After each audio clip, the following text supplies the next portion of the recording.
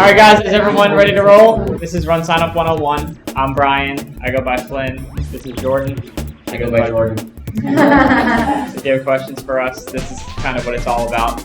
So, of everyone in this room, raise your hand if you've gone to the wizard and built a race before. Okay, so most everyone. We're just going to open the wizard really briefly, show you that, and then we're going to go into one of the races that I've created. And really, we want to open up for questions for you guys, show you a few, quick things that you can do that are easy to utilize and important for your race. But the big thing is questions that you guys have, and we can pull up, another race if there's something else that you want to see real quick that might be relative to everyone else. So, a little introduction stuff. Yeah, that probably helps for one over here. So, I'm thin, but not that thin. So that's not Jordan, by the way. But you look good there. I wore the pink. So the race we're gonna pull up, actually, I'm getting married in October, and my mom is a 2-time survivor of breast cancer. So we decided before the wedding we wanted to do a race, but there weren't really any races close by, and you know how long it takes ladies to get ready. So we decided to do our own race, and thinking about it, October being breast cancer month as well, we decided to do all the proceeds for our race to breast cancer. So what we did is we actually did not set up donations in this situation because we didn't want people to feel obligated to donate. So we're doing all of our race entry to breast cancer, and then we're going to take the processing fee out of their registration, so they're not paying an additional $2 or $2.50 on top of that.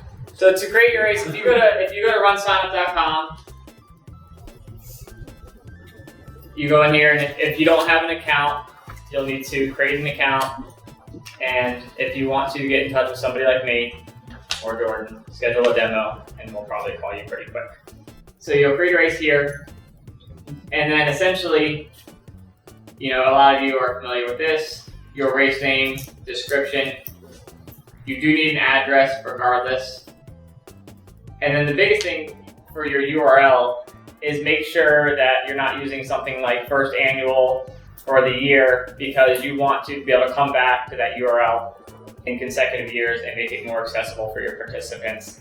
Everything's about turnover and getting those return participants, because that helps a lot. So one of the unique things with this is in most of our competitor sites, when you create an event, every year you create a new event and change your URL. So 18, 19, 21, whatever.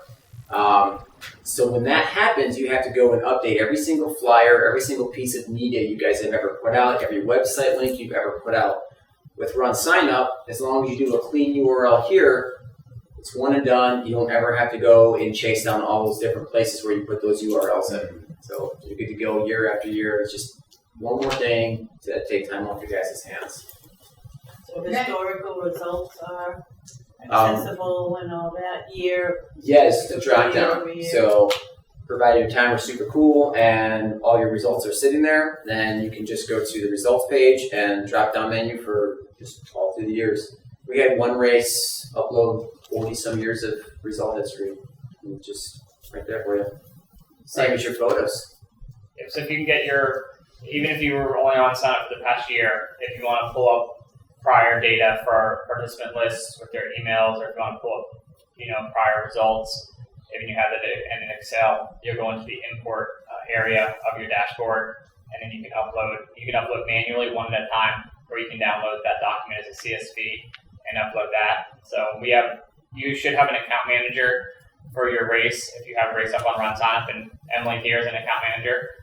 So someone like her would be able to help you with that process of getting all of that data into the system, because if you don't have that data in there, you're not really utilizing our email marketing and a lot of our tools, which is why a lot of people are on RunSignup, because of our tools and features that we have. Email marketing sessions later today. Can I ask a stupid quick question? Because you're allowing domain names and does that affect that? Nope. No, so go ahead. Actually, so for my race, I'll show you when we pull it up. I created the RunSignup page first, and then I created a domain, and then I have my domain set to go directly to that RunSignup page. So my RunSignup website is like runsignup.com/Richmond/BA/weddingday3K, but my domain is just www.rbaweddingday3k.com. So regardless of how they access it, it's going to push to that as well. And I just did that on GoDaddy, and it was like $1.99. So for the whole year. A couple things that are missed a lot on the first page are the timer. So you can put your timer's information in there as well. And you can come back and do that later on the dashboard, but that's important. That'll give your timer access to what they need, and then it'll link them to the account if they have a partner account with us or anything like that. Can you go to the event real quick, since this is the 101? One of the number one questions that I will see when new events come onto our page is under event name, it's the Susan G. Komen, Heart for the Cure, for the Lung, for the Walk, for the Kid, for the Friend, that, and you're just like, so we even say right here, half marathon, 5K kids run. That's all it should be here. So that is just for somebody to, what event are they clicking on? What distance are they clicking on? Also, a lot of people will say 5K and 10K there. So you want to make sure event 1 is the 5K, add another event, and then that's where the 10K goes, or that's where the kids run goes. So then you can have, if you have staggered start times, you can put those in. End time never seems to matter. But yeah, if it's going to be run, walk, run only, walk, stuff like that. But that is probably one of the number one mistakes I see is either the event name is a week long, or they've added 5K, 10K all at once, and by doing that, then you can't differentiate any difference in pricing or any giveaways or anything like that. So, and then when you add your event, this is where you can add, virtual races are getting pretty popular, so you can add the virtual race and title that, whatever you want as well. I have a question about your start time, end time. Why end time? And we have participants that show up. We thought they had a span of time. One, it's optional, so you don't have to put an end time in it. Oh, seriously. But some races do have cutoffs. Okay. So some longer distance events absolutely have cutoffs. So you don't have to fill that in; it'll still go through. Okay. Nope. As long as there's not a blue star. You got a blue or asterisk, whatever you want to call it. But no. I saw the options to add in Facebook links. Can you add a Facebook event page? Not a Facebook page, but a Facebook event page. There's an area in the race dashboard that you can add the event page specifically, and then that would just be your Facebook page, because you have to have a Facebook page in order to be able to create that. Okay. Yeah. Thank you. Yeah. Any questions on this first page? End time typically means when Ridge closes in the system, I guess, and nobody else can sign in. Is that what? No, so this is for your event end times. And the next page, in the next setup is the registration, and that'll have your registration if you want when you want to close it. But typically we recommend to keep it open through the start of the event for race day registration, especially if people are going to register the day of on a tablet or on a phone, because they can register on their phone the day of. If you guys turn on kiosk mode or race day mode, so they can register really quick. And then in that situation, you can dumb down the required fields, so you don't need certain fields and stuff like that. You brought up a great question though. So start time again is the time when you're expecting the runners to start running. I have a lot of people set start time up when registration for that morning turns on. So that's bad. Start time is when runners are expecting to start running. People will miss the race if you do that wrong. And this is that for one event. You have to go through one of these pages if you have the walk and a run. You just keep hitting the add event button, and then so all your data at the top, your race name, the addresses, that's one time, and then you just go, okay, 5K, start time, 10K, whatever. Yeah. If you want to add historical data, you said using that import function. So I assume the events, the race and the events have to be created prior, and then when you go to the import, you can select how to associate that historical data into that particular event. So you just say, okay, this is the data for the 2017. So it's by year. And then when you use that, when you have that data and you use for instance, the email marketing tool, you can select which group of participants from year or event group, and you can exclude any and include all. But if you have somebody that's done your race for 5 years in a row, just because you select 2013 to 2018, doesn't mean they're going to get 5 emails. They're only going to get that one. They're not going to get that duplicate email. So, yeah. If you have a specific event, say a 5K, but you want to separate a kid's 5K and an adult 5K, would you just simply set up one 5K event? So are you separating them because you're running them at different times? Different times. Maybe there's an age limit, based upon kids versus adults or whatever.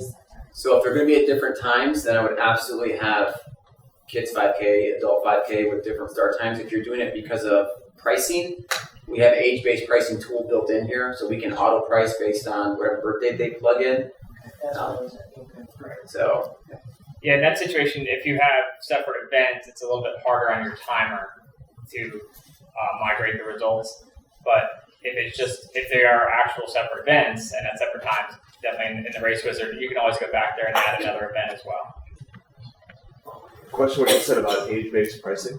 The system will handle age-based pricing based on what they put in, but on what they see, if you want to use as a marketing tactic, like kids race, $25, adult race, $50. Yep. In that case, would you want to set them up as different events? So if you're looking to push your marketing strategic, yeah, sure. Also, sometimes you want to do 2 different events, or we have to do 2 different events. If you're doing the kids event, kids are going to get it for free, but then we're going to charge them if they want a T-shirt and whatever other types of crazy things you guys come up with. We'll do it for you. Situational. Situation. But in that case, if I do have 2 events and they're actually the same event, then you'd have to combine them to create the system would treat them as 2 separate events. But your timer, for timing of it though, your timer will just grab that data and yank it into the 5K division. Understand. Okay, so I got you. Timers in the room speak up if I'm. What if That is correct. you said a CSV file? What about old Word documents? What's that? You don't remember? CSV, if it's on a Word document, you'd have to, for results, you could just do PDF result. Yeah, just convert to a PDF and you can just do that up on there. So, or if you want to take the time, you can convert the Word document into CSV. Yeah, it's much easier. Okay, let's see your. So here's the website, and then we'll dive back into the wizard, because then we can push through that real quick, because if we don't type in everything, we can't get to each step of the wizard. But here's the website. So you have your banner image. So the big thing about your banner image is, most of you probably know, it needs to be 1200 by 400. So if you go into a photo editor or whatever you have, you can change the pixels on that to make it 1200 by 400. And RunSignup has a lot of default ones, but definitely recommend using one that's relative to your event, because it's the first thing that everyone's going to see when they pull up your page, especially if it's just on a normal size computer screen. A couple things that we added here was the subtitle text here, and then we also added the countdown clock. This is actually good for me because it reminds me when I'm getting married. So, and then as you see here, we did So the. how did you add that though? That's actually in the race dashboard, and that's actually in the wizard as well. It asks you if you want to have the countdown And clock. you're gonna go back and show us that? Yep. Because we're having So that's when you have to go. That's what that's actually for the race. I have another 5 hours after that, or I guess 7 hours, because Catholics can't get married until 2 o'clock. So we have. Can you edit the text on that countdown clock? Can you edit The countdown to race day? No, you can't. You can't. This year. Is that new? I don't remember that one. The countdown clock? It's a newer feature. About 6 to 8 months. Okay, I didn't do it last year. Yeah. What was that called? This is all correlated in the same menu option when you set up the countdown clock. Now you have to use that because you set up the race sign up webpage. If I have my own webpage, I can use it. This is still your registration. This is the registration page. Yeah, absolutely. So we've kind of gotten to the point where our standard registration pages are being able to do what basic web pages. I mean, a race needs how much on a web page? Not a lot, because people don't read anyway. So we're trying to just give you guys enough features and functionality to handle this stuff. The registration page. This is yours. So even though I did my own domain here, You could have put a cover page on it, but he clearly didn't. she didn't want that. So as you see, RVA weighted 3K, it goes through the exact same layout here and page. So we'll go back here. But as we go down, so this is very generic, and then here's our description here as well. What are these? That's called a logo. And that's actually, so the way we put those on the side there is we set up sponsors. So, like I said, my mom's a 2-time breast cancer survivor. We have a lot of family members that had breast cancer. My family's from Long Island. I think during the time they grew up, 1 in 4 females are diagnosed with breast cancer from Long Island. So, pretty darn common. So these actually link right to, this one links right to the Virginia breast cancer chapter, and then the Hilton is where we're getting married and where the actual wedding is, and everyone's staying there, and her dad's the GM, so I was a little bit obligated to include that. And I had to change that logo like 3 times because I had the generic Hilton logo, and I guess they get a little upset, so I had to make sure it was the specific Richmond downtown one. You can't really see that unless you have really good vision, but it's there. So the sponsors are something you set up after you finish the Race Wizard. And then... So do people have sponsors for the races here? Yeah. Yeah. That's actually fantastic as a benefit to the, to the sponsors. If you're adding that into your descriptions, hey, we can link to your website from our sign-up page. That's a huge benefit. And quick information on sponsors too is that you can include your sponsors in your email marketing. So if you have X number of participants sending out X number of emails, hey sponsors, you're going to get a lot of hits. And some races will even have their primary sponsor where they change their race name based on their sponsor if they donate enough money. That's going to be in the Race Wizard, adding these, like Wawa has become a sponsor for our event. But I've never... That will be in the race dashboard. So after you go through the wizard, which is the 7-step setup process of your event, you can even keep your race as a draft. And it was on where that timer spot was, right around there. You can click Save as Draft, so then your race is going to stay private, and only yourself as the race director and the RunSignup team are going to be able to access it. And then when you finish your race, depending on who you're working with and how it's set up, you might either already have an account manager, or as soon as that race pushes through, within 24 hours, you're going to get an email or get assigned as an account manager. And that account manager, someone like Emily, is kind of going to be your right-hand man to help you add those things to the dashboard if you can't figure it out. And you might set up a call, you might just get some emails, he or she might send you a lot of screenshots of what you need to do to get where you go, might have you some videos. But a really cool thing, if you're stuck and you don't have access to an account manager, or you're doing something at just crazy time, the easiest thing to do is just to Google RunSignup what you're trying to do, and 99 times out of 100, something's going to pop up to help you real quick to set that feature up. But yeah, sponsors are something you set up afterwards. And you can always go back to the Race Wizard, and you can always add things in the dashboard. The biggest thing you can't really change after you create it is that URL. Everything else is editable really quick. Yeah, I don't want to dive too far down the sponsor rabbit hole. I don't know if we're doing a session on that later on, but you can do levels for sponsors.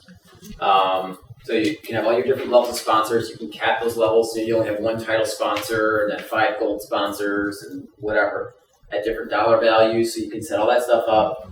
The logos will display here, and like you said in the emails, they can scroll, and we do count how many views those logos get. So every time a person comes to the page and sees those logos, it counts as a view. So you can take that to Mr. and Mrs. Sponsor and say, hey, you got 15,000 views on the RunSignup page when we had your logo sitting there. To just kind of give them some metrics of why they gave you money and why hopefully they'll give you money next year for your event.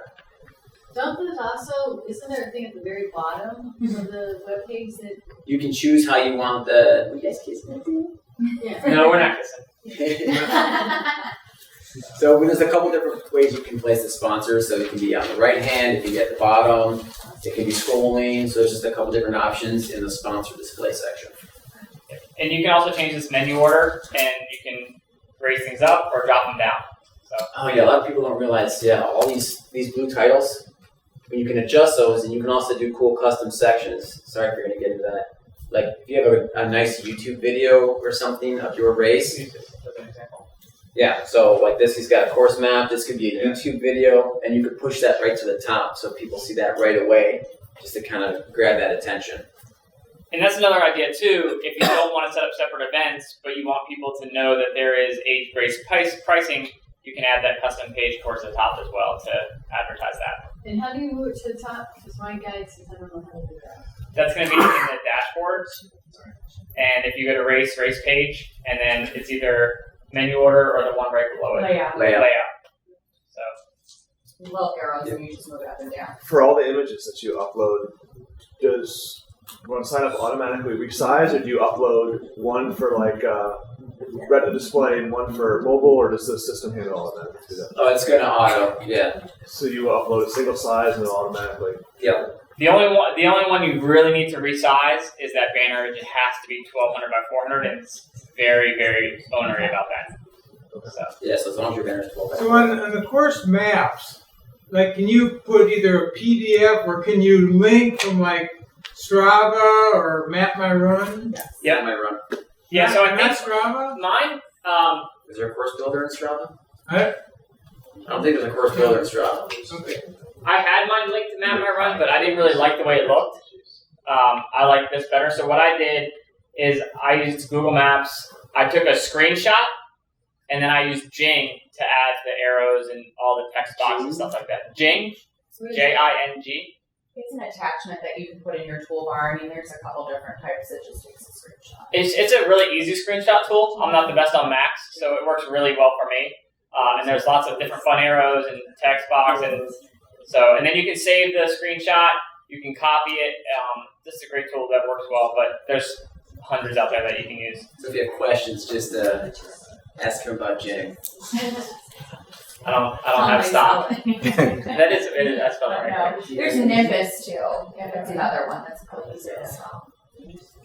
And then this here is like Jordan mentioned, for a custom page that you add in the race page setting in the dashboard after you finish the wizard. And then you can link as well here. So this links straight to the Virginia Breast Cancer Foundation, which is our beneficiary for the race. So when you're setting up the payment account in the wizard, we actually have the payment going directly to them because the race isn't costing anything. So every dollar is going straight to them. So I don't need to pull funds or anything like that to set up a separate payment account.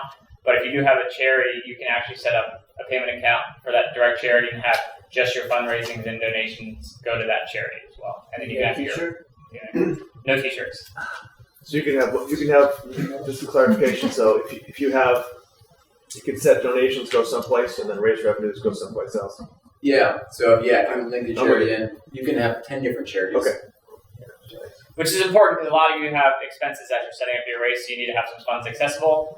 And that's why it's important, if you need those accessible funds, set it up direct deposit so you get your payments about every week rather than once a month with the checks. It's getting harder and harder, so saves you guys time too.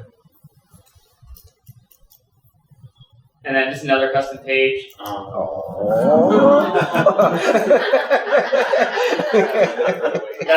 anyone know where we are right there? You get super high bonus points if you tell me where we are. Trail by the river? Yeah. Kind of river. Virginia. Virginia. And it's close to, I think we're technically in DC. This is my favorite place to run. Georgetown? In Georgetown, yep, on the canal. Oh, nice. Does anyone know where the stairs are? Yeah, from the Exorcist. Yep. So we're about 3 blocks from there, where it's kind of narrow and go through all the brick behind Georgetown. So I'm glad that's not your background. She ran for Virginia Tech. So she's a runner. She's a runner, yeah. So. And so this links to our wedding website, and what we did here. We have a honeymoon fund. We didn't turn donations on, so everything's going straight to me. Breast cancer, if you go to that. But one cool thing we did is and you can add it to in the dashboard. As you see at the top, we added the link to the wedding website there.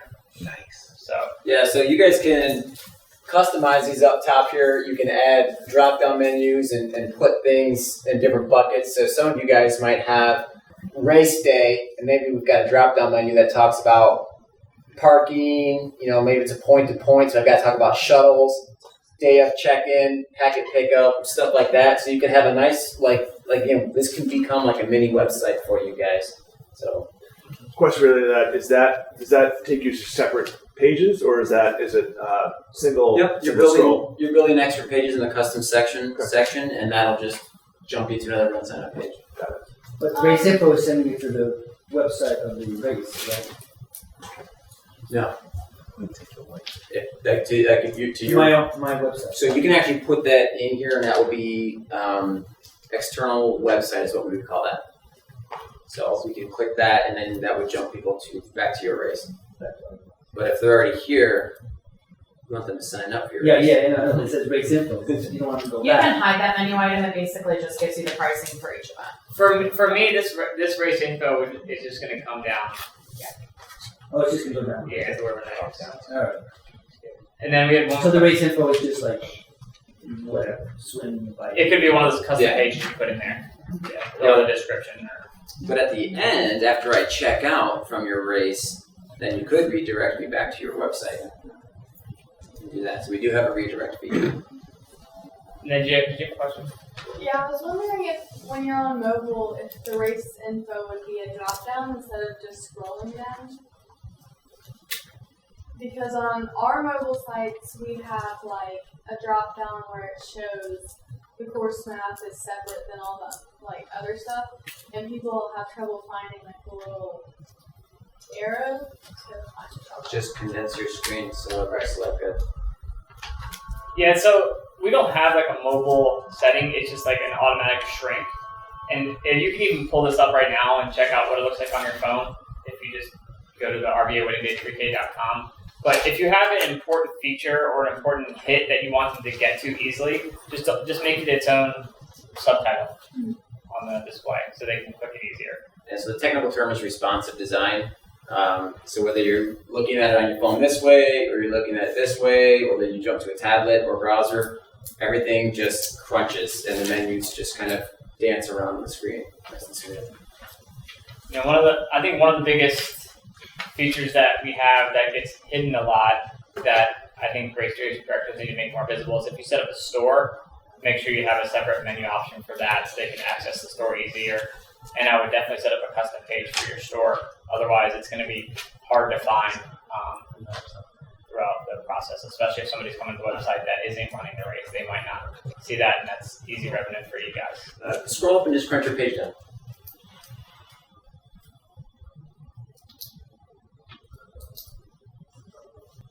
Oh, yeah. So before we go back into the race wizard, are there any other questions? What's the dashboard, or are we? What's that? The dashboard. I want to show the. Yeah, I'm gonna go to the dashboard real quick. You guys. So again, for new folks, right here, this is your best friend, menu search. So there are so many things on that menu. I used to have it memorized. I've been here for 10 years, and I don't know where anything's at. So that menu search is great. So you were looking for layout. You could simply type in stuff like layout, or if you want to find the race wizard, you can just type in wizard. So Brian, this is what? See, layout, boom. It's just going to grab this option right to the top, race page layout. So you're going to click that, jump in that. If you want to set up sponsors, charities, donations, you can type any of that stuff in there, and it's going to grab that item and bring it right up there to the top. Oh, so you don't have to keep going down. Oh, that's great. That's right. I told you. That's why I'm here. It's like the old paper clip that used to come out in Word. Yeah, all right. I keep going down. So here's your race description. Everything we talked about before. And the reason you saw that red light is because I have donations off. So the participants don't see that when they view the website. It's only when you're in the race director mode, the dashboard, so you know you have a feature that's not live at all. And then here's where you can save it as a draft. And then so here's your events. we set up the actual wedding day 3K. Volunteer event. This is a big oopsie. Scroll back down just to get right there. Volunteer event. Yes, we know you want volunteers at your event, but don't check that box if this is your 5K or your 10K, because volunteer event makes your event free. You can't charge for it at that point. I don't know why. It had a purpose back in the day, but now we have a volunteer management system. But I do see a lot of people accidentally check that, and then they can't charge for their race because of it. So everybody? Nobody should check that box.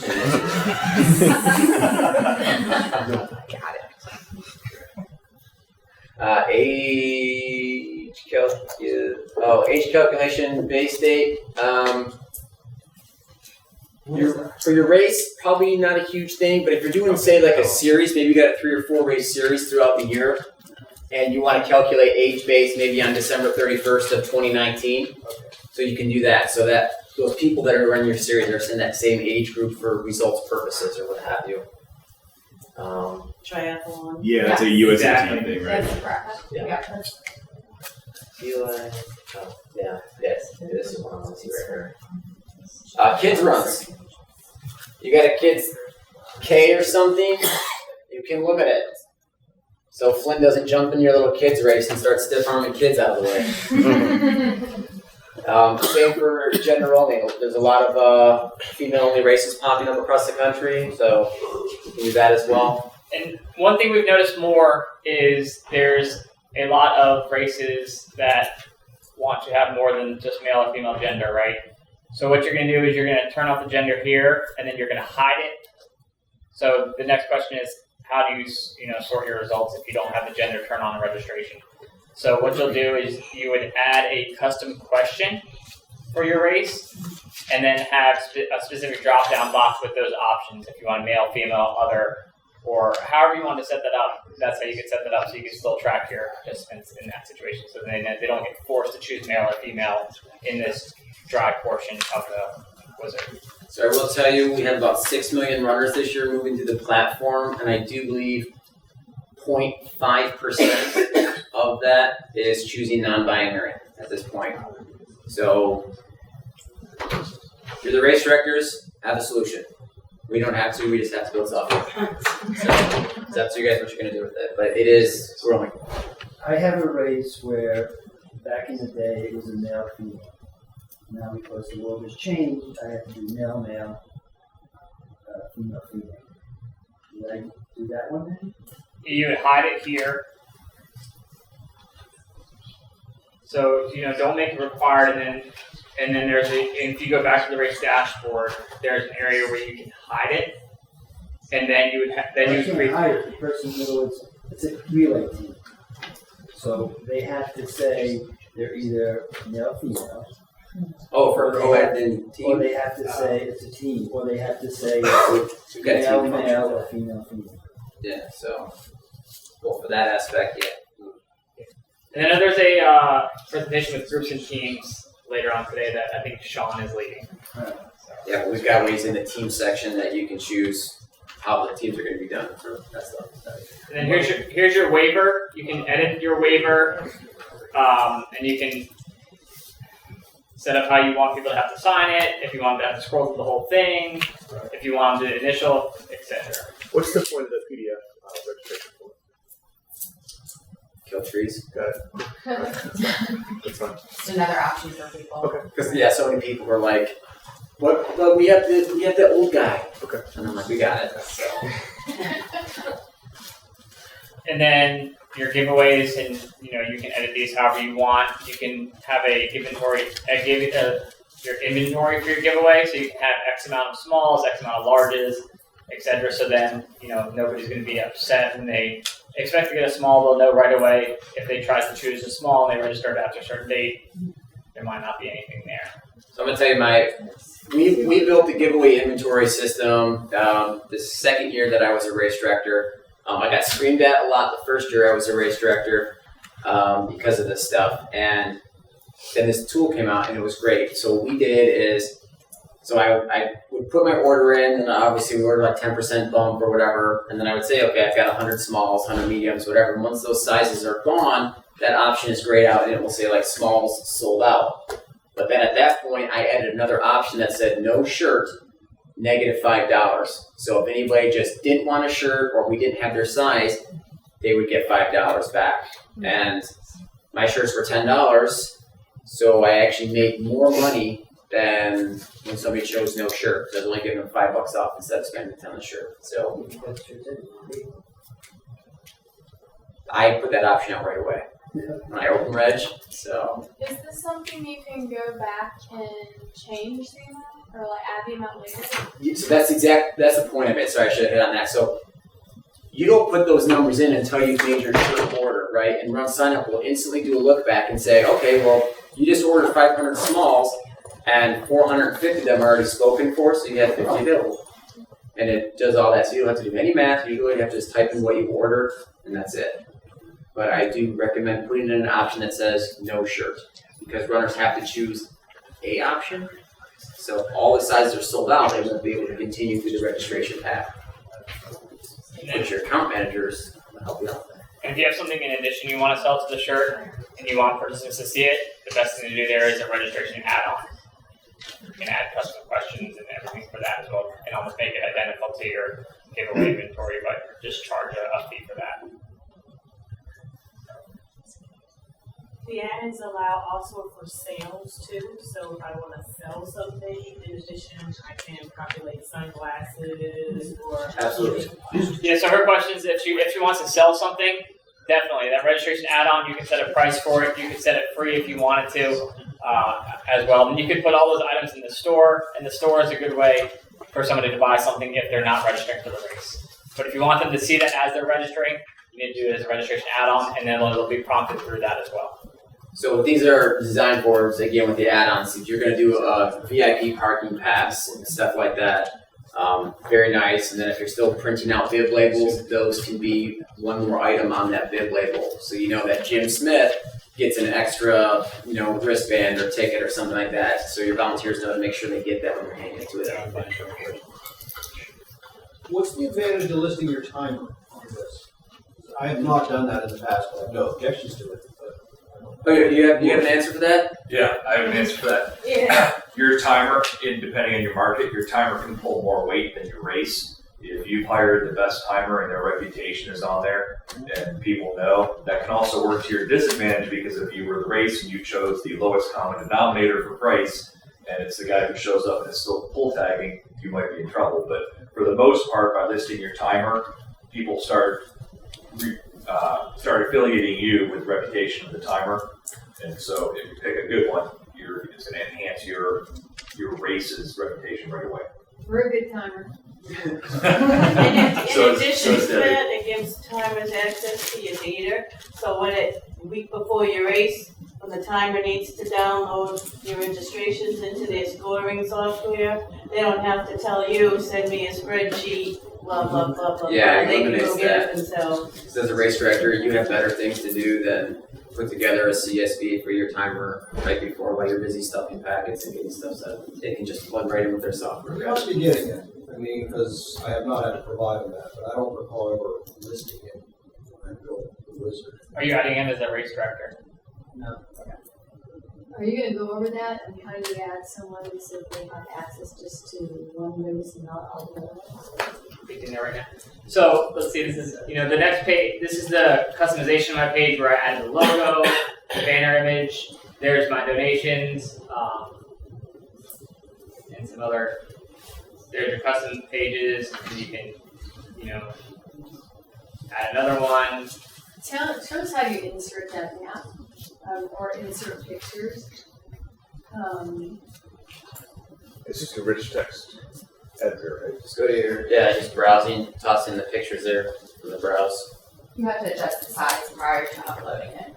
Prior to uploading. Yes. Okay. Yeah, you have to do it in your pictures, whatever you're using as your picture editor. Thank you. Yeah, welcome. Actually, there's in the docs. It'll tell you what's the preferred size. And then your payment account. In the docs where? Assuming in the documentation for the software that says the sponsor logo should be this size. And, And if it's not the right size, it'll let you know, and it'll tell you what size you need to adjust it to. Just like that. Payment account, we have it directly to Virginia Breast Cancer, and we did it in form of a check because we don't need funds to pull it any certain amount of time. So if we go back to the race dashboard, if you want to add someone as a race director, you're essentially giving them secure access to your race. So a quick way to do it is just type in the word secure. And you would add a race director. So in this text box at the bottom, you would type in their email address, and they're going to get an email granting them access. If they don't have a RunSignup account, they'll just need to set up a RunSignup account. And then you can dictate who the primary is if you have someone take over, and then you would save your settings. So one of the biggest, I think another big mistake that we'll see is a lot of these nonprofit organizations, they'll create one email that's, the xyz5k@gmail.com, and then everybody logs in through that same email, and I think that's a horrible idea. Also, we have an audit log, so we don't know who's making what changes because everybody's using that same. Then they're sharing a password. So it's just easier if everybody uses their personal email address, whether it's the company email address, whatever. Plus, if there's turnover at a company, you can simply say, well, Brian's out, delete him, and then everybody else still has their access. Nobody had to swap passwords. Nobody had to update anything. You just kick one person out. You can bring a new person in. And then we also have our add access section here, which is more like an a la carte type of access. So maybe you've got an intern or somebody coming in and you're just saying, all I want you to do is handle the giveaway, the t-shirt stuff. So, or just the volunteer platform. You can give them just that access. Another good one is your photographer. If you have a photographer that's going to upload, 10,000 photos to RunSignup, you can give them access and simply check the photo box and save it. So when they log in, the only thing they'll see on this whole side is photos. They won't be able to see your finances or Race Wizard or mess with anything. So really cool tool. For the access, is there a different section if you're an organization, you've got 15 to 20 races? Are you going to have to add them to each race, or is there a master organization to add the email? Each race will have its own unless they're under like a general partner account, which is kind of that higher level account. Like the gentleman said in the back, I have a few races, and I keep getting these notifications that one person signed up, 2 people signed up. Those are annoying. Aren't they? You've got an email notification, so you can remove yourself from that. Yeah. Wait, what is that on here? Yeah, it's in the dashboard. Yeah. Notifications. Just search for that as well. Our session time over already? Yeah. I think so. 8 minutes ago. Well, Sorry, guys. One more question. Yeah, so I had a RunSignup account from being a runner, and then got into the role of race administrator, which had previously been set up by someone else in the organization who ran. And then when I came in as administrator to, after the online registration closed, and then added some people manually, I kind of created all these people under my account. As if you did that. I would do if I signed up my kid. Yeah, you just kidded them all. I just kidded them all. So how do should I just There's a way to transfer them off your account. transfer them off my account? Yes, you can remove those sub accounts. So I could search for that or It's under your profile. Track an AM down, and he can kind of show you that. Brian, she was. Do you have a cousin or an uncle built for you? Thank you, Brian. Yep. Yeah, thank you. Sorry we ran over. That was way too fast.